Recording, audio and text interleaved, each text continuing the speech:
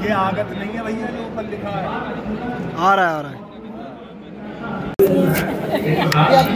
हम पहले आ गए थे तो पता लगा आपका दूसरा प्रोग्राम था कहीं। नमस्कार, मैं प्रोफेसर हरीश अरोड़ा दिल्ली विश्वविद्यालय के PGDOE कॉलेज सांधे के हिंदी विभाग में अध्यापन कर रहा हूं और इस समय हम खड़े हैं अद्विक पब्लिकेशन प्राइवेट लिमिटेड के साथ। ये एक ऐसा प्रकाशन है जो पिछले कुछ वर्षों से हिंदी साहित्य को एक ऐसी नई पीढ़ी से परिचित करा रहा है जो नई पीढ़ी वास्तव में साहित्य में बेहतरीन काम कर रही है, लेकिन उसे वो अवसर नहीं मिल पाता। और प्रकाशकों का ये दायित्व होता है कि वो साहित्य को समष्टि समाज के सामने लेकर आए, लेकिन साथ ही साथ वो उन रचनाकारों को जो हिंदी साहित्य में सशक्त हस्ताक्षर के रूप में है और व्यंग्य की एक विधा के लंबी पूरी श्रृंखला को लेकर आने वाले जो प्रकाशन है वो अद्विक प्रकाशन। मैं आपका परिचय उनसे अवश्य कराऊंगा। अशोक गुप्ता जी जो इसके प्रोप्राइटर हैं, वास्तव में हो सकता है कि लोग उनको एक बाज़ार की दृष्टि से, एक प्रकाशक और लेखक की दृष्टि से देखते हों, लेकिन मैं समझता हूं कि हमारे बीच में जो संबंध है वो एक प्रकाशक और लेखक के नहीं बल्कि एक बड़े भाई और छोटे भाई के हैं।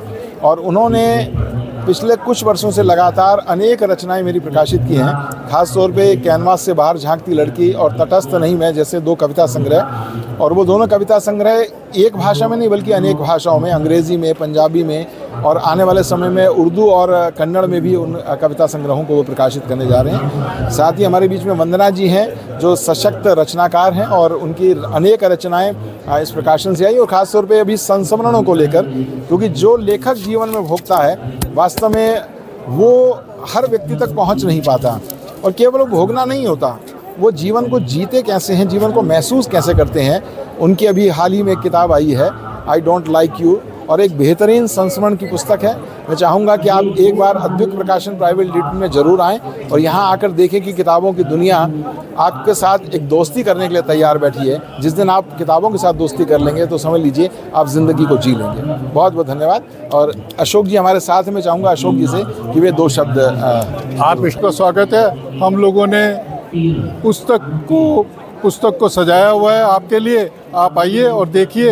अभी हम यादों के झरोखे में एक समरण सीरीज़ का एक हमने निकाली है जिसमें 18 राइटर्स तो आ चुके हैं और हमारा है कि हम 50 राइटर्स को लेके आएंगे। आनंद बख्शी जी का नाम सबने सुना हुआ है। आनंद बख्शी जी के बेटे ने एक किताब लिखी है, राकेश आनंद बख्शी जी ने एक किताब लिखी है, अभी आई है वो डायरेक्टर्स डायरीज़, जिसका ट्रांसलेशन भी हुआ है। और एक किताब उनकी और आई है नगमे किस्से, जो कि हिट सेलिंग किताब है। उसके अलावा भी वंदना यादव जी की हमारे यहाँ से बाल साहित्य में और 8 किताबें आई हैं।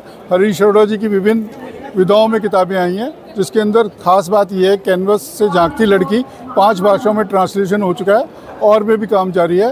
तो मैं आपका बहुत बहुत शुक्रगुजार हूँ, आपने मौका दिया। मैं चाहूँगा वंदना जी 2 शब्द कहें। हाँ, वंदना जी आप अपनी किताब के बारे में बता दीजिएगा।